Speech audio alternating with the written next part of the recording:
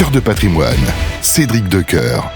Allez, on quitte les marchés pour revenir au cœur de notre gestion de patrimoine en évoquant un thème qui a pas mal fait parler ces derniers mois, celui de la retraite. Et on accueille pour ce faire Sonia Hemlinger. Bonjour Sonia. Bonjour Cédric, ravi de vous retrouver. Merci beaucoup de me faire confiance et de m'accompagner pour cette première de Cœur de patrimoine. Donc Sonia Hemlinger pour Socialcare, lilycare.fr. On va donc parler retraite ensemble. Est-ce qu'on peut d'abord remettre un petit peu l'ouvrage sur le métier et redonner un petit peu les bases de fonctionnement de cette retraite après la réforme ? Tout à fait. Alors, depuis la réforme, donc l'âge légal pour partir à la retraite, ça sera 64 ans et 172 trimestres. Donc, dans les trimestres, il faut aussi comprendre qu'il y a les trimestres cotisés et les trimestres assimilés. Donc les trimestres cotisés, c'est bien évidemment les trimestres que vous pouvez acquérir grâce à vos revenus, donc grâce aux cotisations. Et les trimestres assimilés, ça sera des trimestres qui seront validés, par exemple de l'expatriation ou du chômage ou de la maladie. Donc trimestre cotisé plus trimestre assimilé, ça vous donnera votre nombre de trimestres. Validés. Et donc, il en faudra maintenant 172 pour pouvoir prétendre à prendre sa retraite. Et un trimestre, pour valider une année, donc 4 trimestres, c'est à peu près 7 000 € par an de cotisation. Comment la calcule-t-on, cette retraite, ensuite ? Alors, on va prendre les 25 meilleures années. Alors, pour les salariés du privé et pour les indépendants, les fonctionnaires, c'est un petit peu différent. C'est toujours un petit peu différent. Voilà. Donc, on va prendre les 25 meilleures années pour le régime de base. Donc là, ce qu'on appelle la retraite de la sécurité sociale. Là-dessus, on va prendre 50% du plafond maximum du plafond annuel de la sécurité sociale. Donc, le plafond annuel de la sécurité sociale, c'est 46 000 € et quelque chose. Donc, ça va nous faire à peu près 23 000 € maximum de retraite de base. Ensuite, il y a la retraite complémentaire. Donc, vous avez dû voir sur vos fiches de paye, la GIRC-ARCO notamment, on en parle beaucoup en ce moment sur les antennes. La GIRC-ARCO, là, c'est en nombre de points.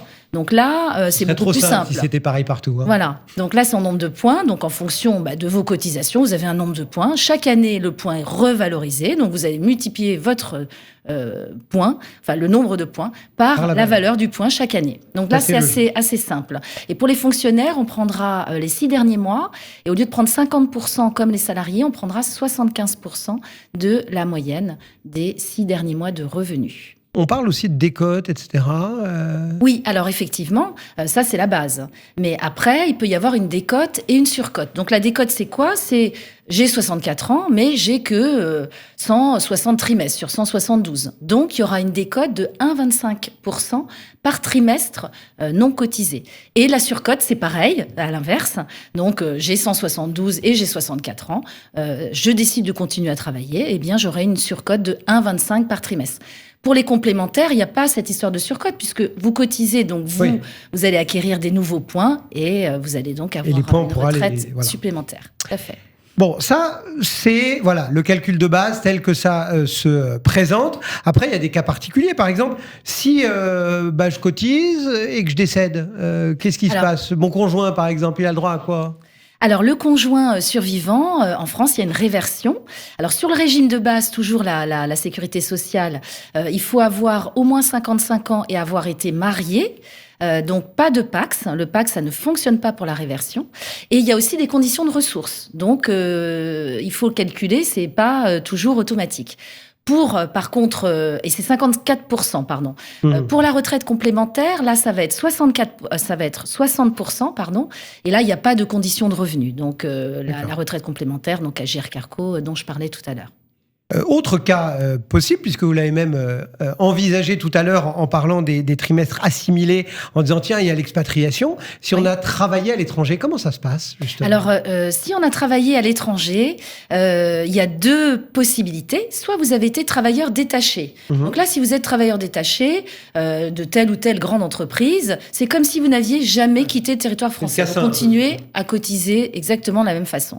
Par contre, si vous êtes expatrié ou en contrat local, là, ça va dépendre des conventions signées convention sécurité sociale entre la France et le pays où vous allez être expatrié.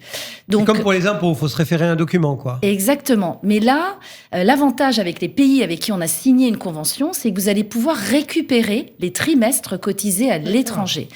Donc, donnons un exemple. Quelqu'un qui a cotisé 130 trimestres en France et puis après une quarantaine de trimestres au Brésil, par exemple, s'il rentre en France, il pourra rajouter ses 40 trimestres brésiliens à ses 132 trimestres français et donc avoir ses 172 trimestres et ne pas avoir de décote.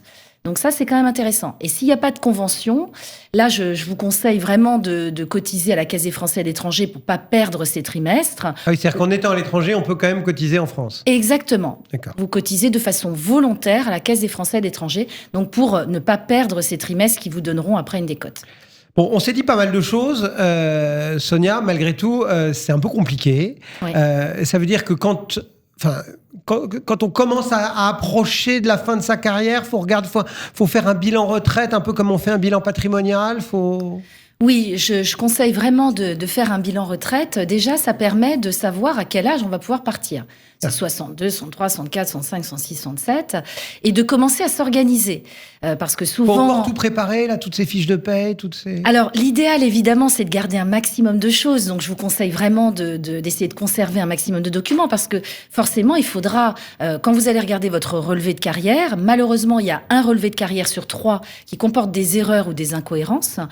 Vous devrez justifier. Donc, évidemment, d'essayer de conserver des avis d'imposition, enfin, un maximum de documents pour pouvoir prouver ces années de travail. Et encore plus si vous avez été effectivement à l'étranger pour pouvoir le justifier. Il suffit pour avoir une idée de là où on en est, on peut se connecter sur Internet, c'est assez simple. Et pour le coup, même s'il y en a sur 3 qui sont peut-être pas...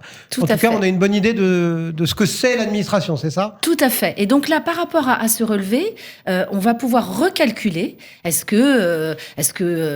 combien je vais avoir déjà à la retraite. Donc ça va permettre de savoir à peu près où est-ce que je me situe. Et le plus tôt sera le mieux. On poussait quelques cris d'orfraie après s'être connecté. Et exactement. Donc c'est pour ça qu'il vaut mieux le faire le plus tôt possible. Dès 45 ans, je le suggère de commencer à regarder, de voir s'il y a des incohérences. S'il y a des incohérences, les corriger. Comme ça prend un petit peu de temps au niveau de l'administration de corriger les erreurs. Ça permet de ne pas être stressé 6 mois avant la prise de la retraite. Et puis après, de savoir où on en est. Ouais, et donc peut-être de mettre en place quelque chose de plus. Exactement, tout à fait. Eh bien, voilà quelques idées à avoir pour bien gérer sa retraite et ne pas tomber le nez dessus un petit peu au dernier moment. Merci beaucoup, Merci Sonia. Cédric. Sonia Emlinger, donc lilycare.fr qui nous accompagnait aujourd'hui sur Cœur de patrimoine dans cette nouvelle émission de Radio Patrimoine. Merci, Sonia. Merci Cédric. Et à très bientôt. À bientôt. Cœur de patrimoine, une émission à réécouter et télécharger sur le site et l'appli Radio Patrimoine et sur toutes les plateformes de streaming.